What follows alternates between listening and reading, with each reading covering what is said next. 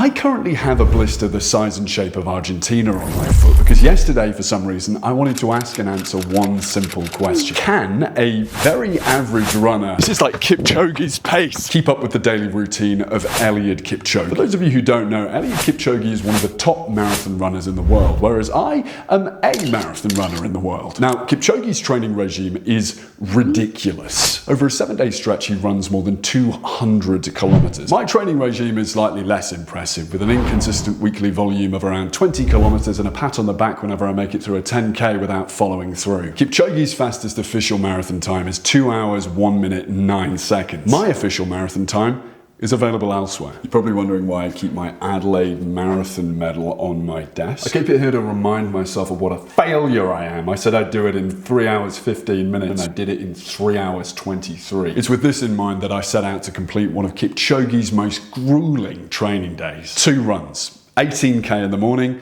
12K in the evening. Total volume, 30K. 10K more than I run in a week. What a stupid idea.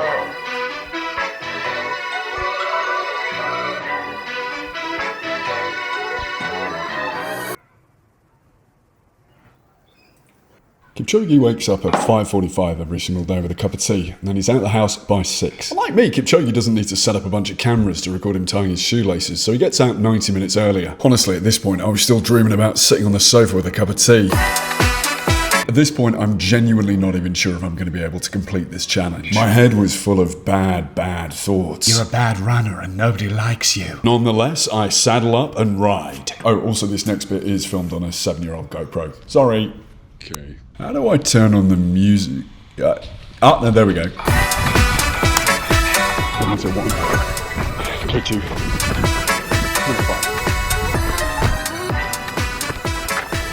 8K, nearly halfway. This is gonna kill me. 10K, I feel okay. Though I think that's shortly about to change.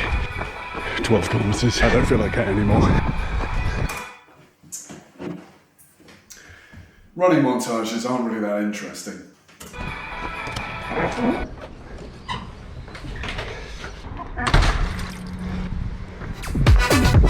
My knee hurts and I have a blister. That's 16. It's only the first run of the day.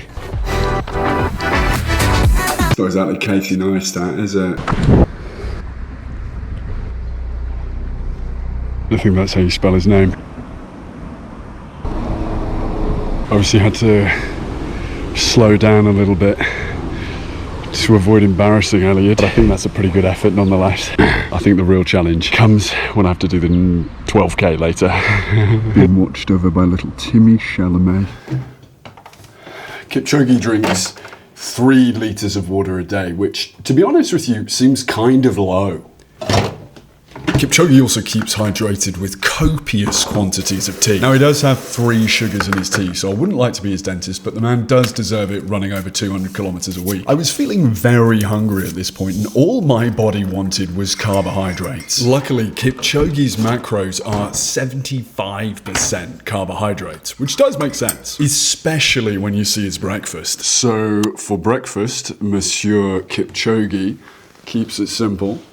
Just bread, fruits, and his incredibly sugary tea, which is going to go everywhere if I let it. At this point, this tasted like a 3 Michelin star meal, not the tea. It's getting worse. I was genuinely really tired at this point, and I was getting scared that I wouldn't be able to do the second run of the day. So after a quick shower, I positively exulted in Kipchoge's 1 o'clock nap. Extremely dehydrated.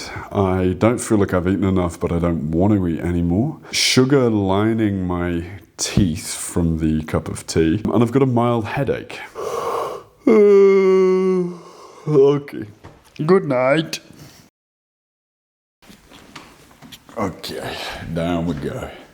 Completely refreshed and hungry as a very hungry mole, I headed downstairs to make one of the most complicated meals of my life.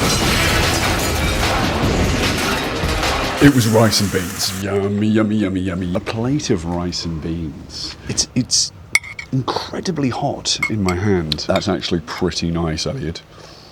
My good friend has made a very nice meal. It's actually been a really lovely day. maybe I'll become the fastest marathon runner in the world. Despite the overconfidence given to me by my rice and beans, I was still worried about the oncoming 12-kilometer run. Little check-in, I have a blister on the inside of my left foot. The size and shape of Argentina. I feel a certain tightness, kind of a couple of twinges every time I go up and down the stairs. I guess when you up your volume to more than your weekly distance in a single day, you know, your legs are probably going to be sat there going, "Whoa, what's up?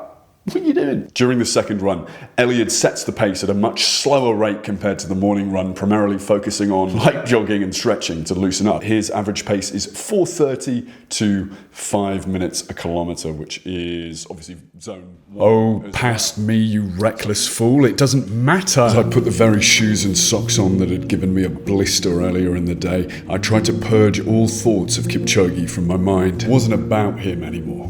It was about me and the open road. Guys, I'm gonna see you on the other side.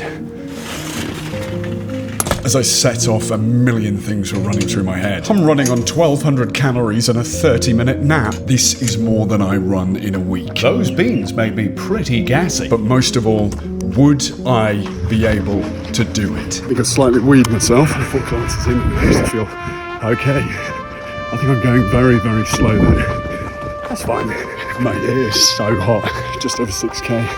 Every time I stop at a traffic light, my legs start shaking. I feel like I'm going to fall over.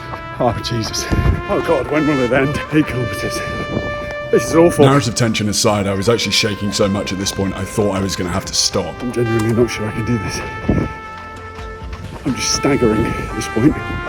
With a kilometre and a half left. But as the poorly framed skyline of Melbourne came into view, I knew I could do it. As I came to cross the finish line, I pictured my earlier Kipchoge-fueled state of zen. It's been a really lovely day. And took a breath of relief.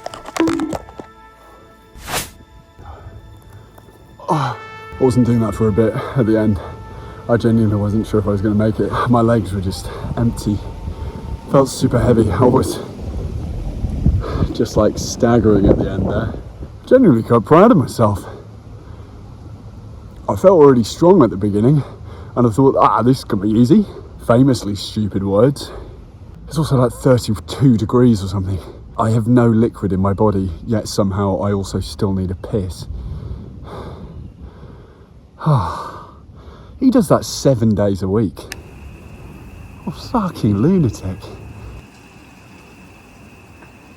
Kipchoge's dinner is, of course, incredibly simple. It didn't feel like a reward, but then it didn't need to. I'd reached an incredible state of calm, which, to be honest, probably was exhaustion. But I noticed as I stared up at the empty sky that my mind was completely empty. The thing that's really resonated with me about Kipchoge's routine is just the complete simplicity. He does the same actions every single day, and there's very few of those actions. He almost doesn't have the ability to do anything else by design. I guess this has kind of made me realize how much of my day is taken up with just complete distraction. What I'm finding really weird about this is that I'm not even really reflecting on the running that I've done. Like, I could talk about that. Like, pushing yourself to do hard things is great because you prove you can do it, even if it's difficult and you want to stop and you're getting a sunburn as you run around. But ultimately, at the end of the day, I just did a lot of running. It's not really